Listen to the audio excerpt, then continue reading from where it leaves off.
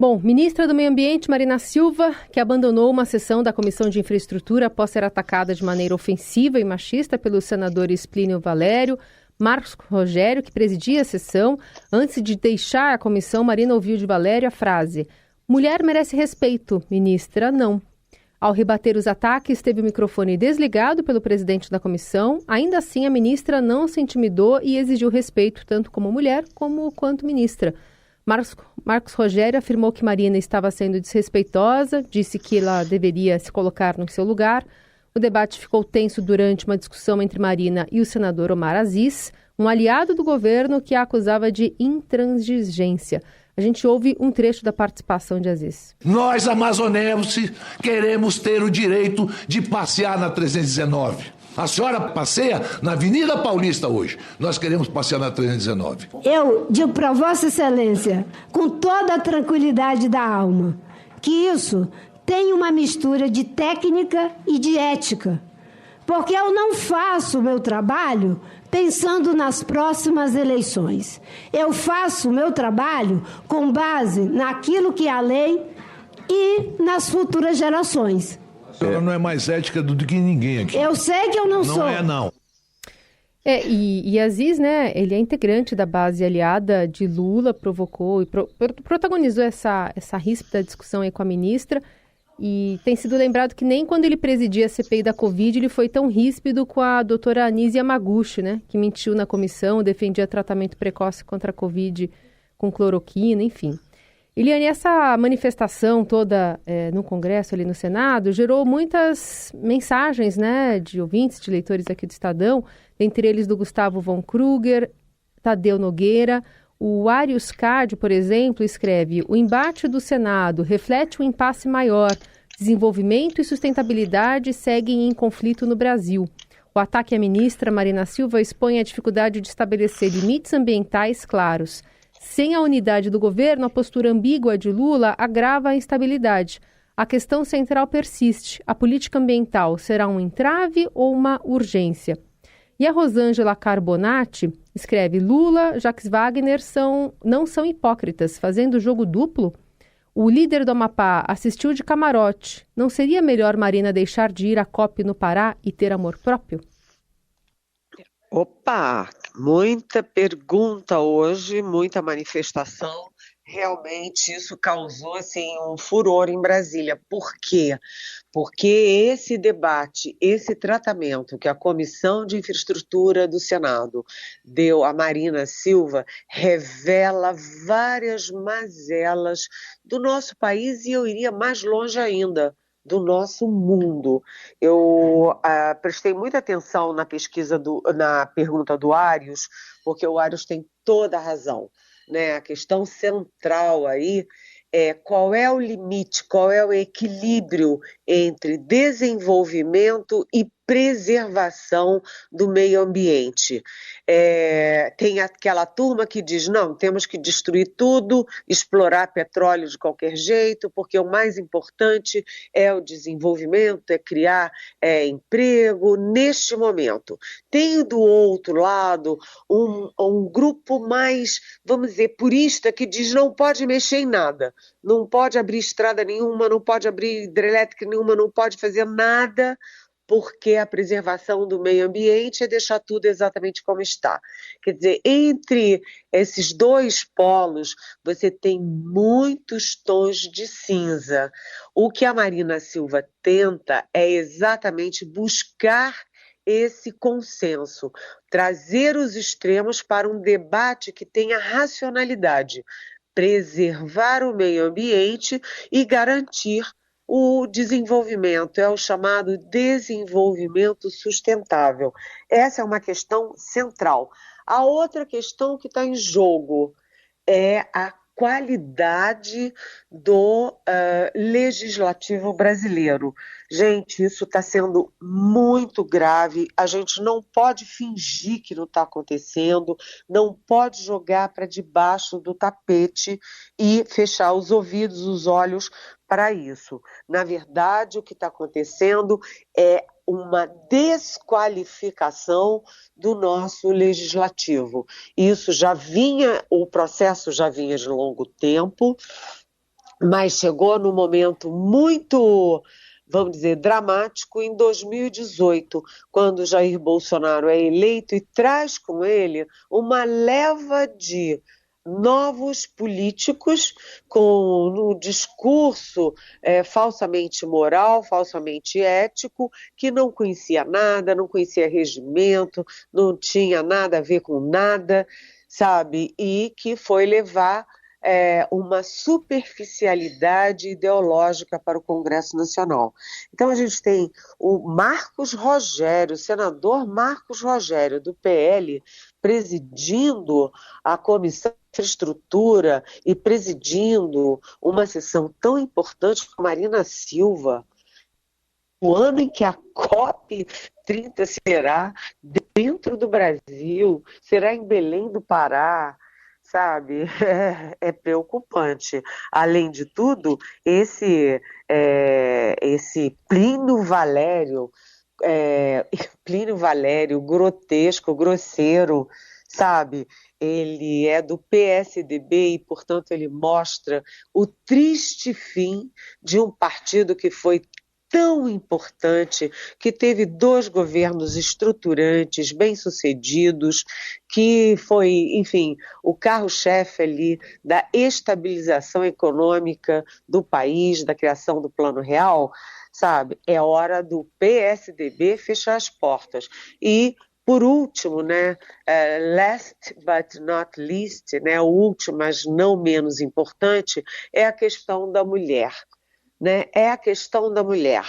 A Marina, quando diz que ela não se intimida, isso é importantíssimo, porque mostra para eles o seguinte: olha, meus senhores, não é só porque eu sou uma mulher, porque eu sou uma mulher preta, porque eu saí da parte mais humilde da sociedade brasileira, que eu vou ficar refém de vocês.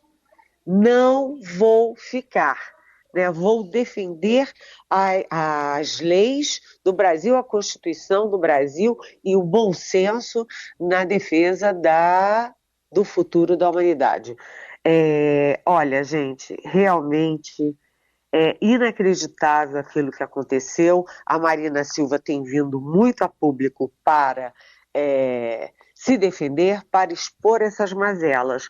E o caso do Omar Aziz, que foi tão bem na presidência da CPI da pandemia, ele foi equilibrado, ele foi respeitador, inclusive quando ele discordava dos depoentes, né? Ele fazia uma grosseria dessas e ele acusa a ministra pela não conclusão da BR 319. 304, 319. enfim, pela BR que une Manaus a Porto Velho. Só que isso é uma discussão que demora 15 anos.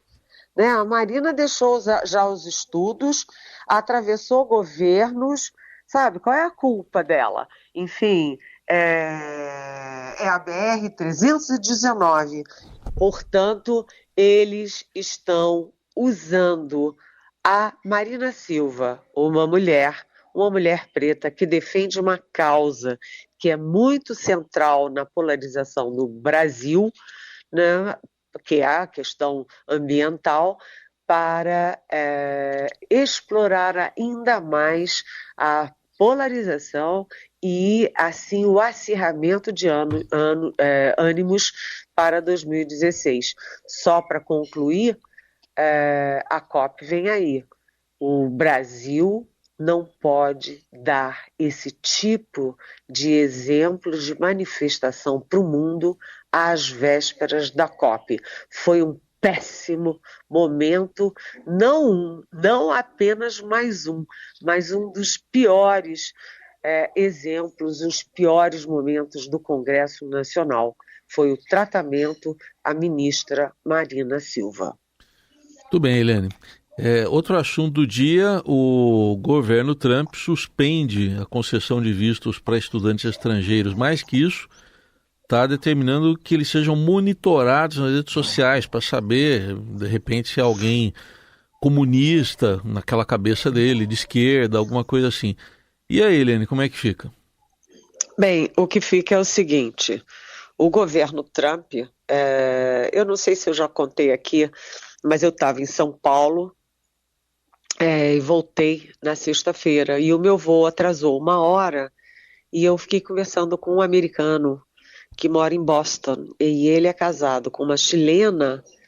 Ela é casada com um americano, ela tem filho americano, ela tem green card, ou seja, ela é absolutamente oficial, legal nos Estados Unidos, mas ela não veio com ele para o Brasil porque eles estão com medo do governo Trump.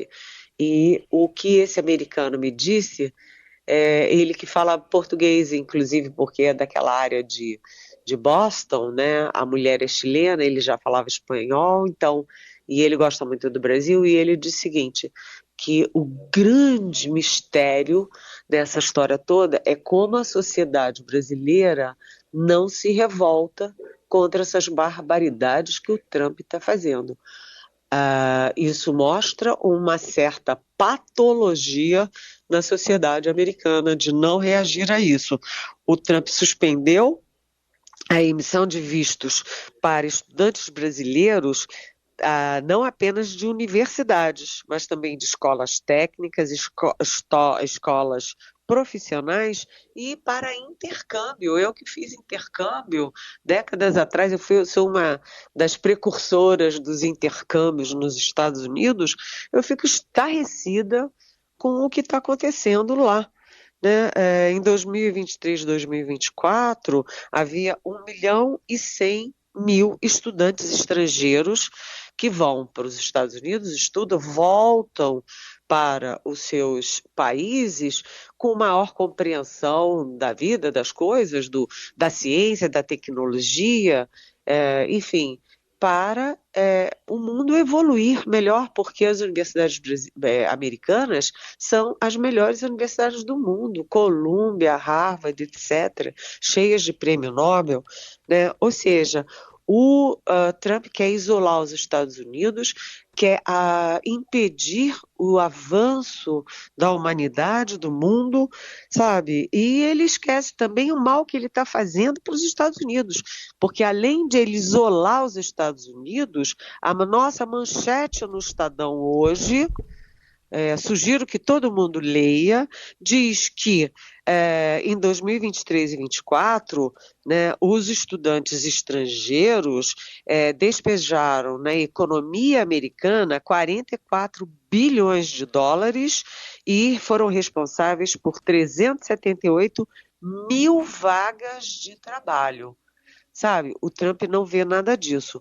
Além disso, quando ele diz que ele põe os consulados e as embaixadas americanas ao redor do mundo para monitorar a rede social, o que ele está dizendo? Olha, não deixe ninguém... Né? E isso me lembra a ex-ministra Isabela Teixeira, antecessora da Marina Silva, aliás, ela foi sucessora da Marina Silva no Ministério do Meio Ambiente, lá atrás, e a Isabela Teixeira tinha uma palestra para dar em Harvard e ela cancelou a ida dela, porque como ela é crítica ao governo Trump, aliás, como nós todos temos obrigação de ser, né, ela disse, bem, eu não vou correr o risco de chegar nos Estados Unidos e não poder entrar mesmo com visto.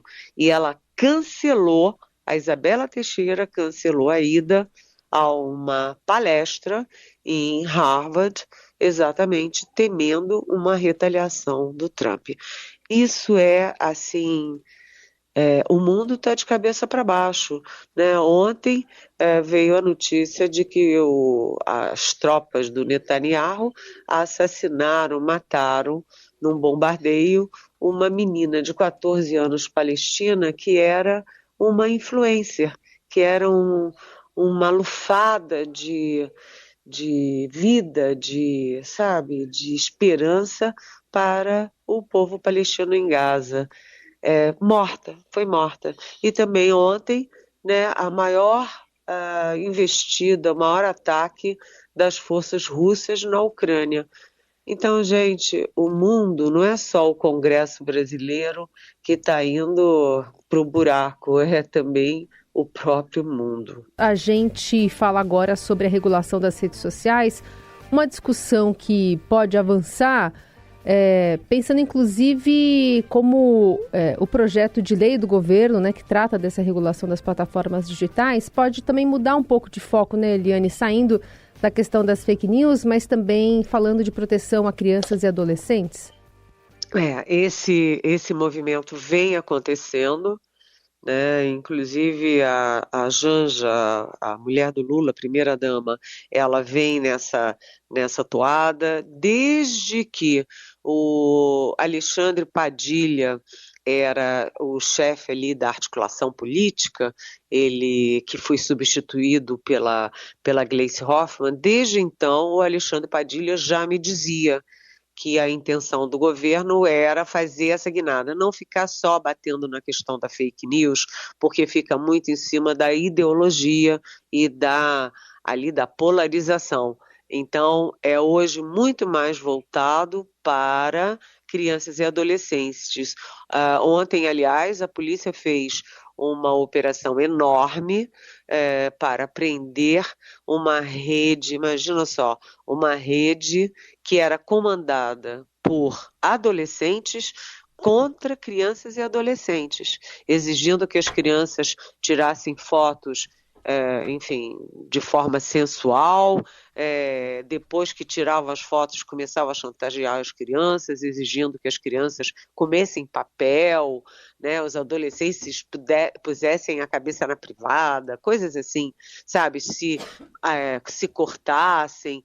É uma coisa assim horrorosa. E o chefe dessa quadrilha tinha 16 anos. Portanto, as redes sociais precisam, sim, ser regulamentadas. A ONU está promovendo um debate sobre as novas tecnologias e os direitos humanos, e os ministros do Supremo Tribunal Federal estão participando. A abertura hoje tem o vice-presidente do Supremo e o encerramento será com o presidente do Supremo, o ministro Luiz Roberto Barroso, né? Também em outra frente está tendo uma consulta aberta para definição, né, coletiva de princípios de regulamentação das plataformas das redes digitais. A ABERT, que é a Associação Brasileira das Emissoras de Rádio e Televisão, apresentou 10 pontos para início do debate, para mobilizar a sociedade, para a sociedade tomar consciência da gravidade de tudo isso, e as sugestões são bem-vindas até o dia 17 de junho, né? Então, é uma discussão, gente, que tem a ver com o meu filho, com o seu filho, com o nosso neto e com o nosso futuro, e tem a ver com o Brasil e com o mundo todo, né? As redes sociais estão sendo usadas claramente para todo tipo de golpe, contra as crianças, contra adolescentes, contra idosos. Virou uma farra ali de jogos, sabe, desses bets. Isso precisa de regulamentação, sem falar que a gente vai ter eleição presidencial, eleição geral no ano que vem, e a gente sabe o uso da inteligência artificial pode ser muito benéfico, mas tem um lado macabro que vem à tona principalmente nas eleições. Então, é preciso regulamentar e todos nós temos que estar atentos e contribuir e defender que haja regulamentação. Muito bem. Só para fechar, Eliane, presidente Lula, depois da crise de labirintite, retoma a agenda de viagens, hoje pelo Nordeste, daqui a pouquinho já chega a Juazeiro do Norte, no Ceará, terra do Padre Cícero. Exatamente, o Lula embarcou às 8 horas da manhã, o presidente Lula, que foi ao hospital na sexta-feira, também foi na segunda-feira, com uma crise de labirintite, que dá aquela sensação de vertigem, né? mas os médicos liberaram o presidente. Eu até fiquei surpresa, porque labirintite com avião sempre me parece assim, parecem coisas incompatíveis, mas os médicos liberaram. Ele foi hoje às 8 horas da manhã para Juazeiro do Norte, no Ceará, com uma agenda de bombeamento de água, que é uma questão fundamental no Nordeste seco, né? E ele vai também sobrevoar partes não apenas do Ceará, mas também de Pernambuco e da Paraíba. Ou seja, o presidente Lula retomando as viagens internas, as viagens domésticas, para acompanhar o que está acontecendo e também para manter esse contato que todo presidente tem obrigação de manter com a sociedade. Só para concluir, isso não significa que as várias crises de Brasília estão resolvidas, muito pelo contrário. A mais nova delas é exatamente ali a crise entre o PT e setores importantes do governo contra Gabriel Galípolo, que foi posto na presidência do Banco Central pelo presidente Lula. Lula viaja, Lula supera a labirintite, mas as crises continuam.